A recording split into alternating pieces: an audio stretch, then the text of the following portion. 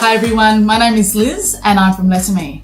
I love using Faber-Castell products on my calligraphy and my creative artwork because I know that the colours will always be heavily pigmented, bright and vibrant, and the quality of the products means that I'll have the greatest control over my artwork. Some of my most favourite tools are from the Albrecht Dürer watercolour range.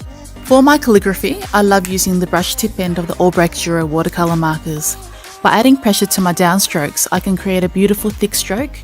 Reducing pressure creates a thin upstroke. Reduce pressure on your upstrokes, add pressure to your downstrokes, reducing pressure on your upstrokes. Adding water to the ink allows me to start playing with the colours, blending and reducing the intensity. By altering the amount of water or saturation, this alters the intensity of the colour. Similarly, the Albrecht Dürer watercolour pencils are very vibrantly pigmented and they're fully water soluble, meaning that I can blend the colours in seamlessly.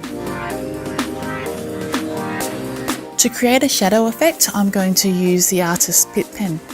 I'm going to offset the strokes, going heavier on my downstrokes and reducing pressure to my upstrokes.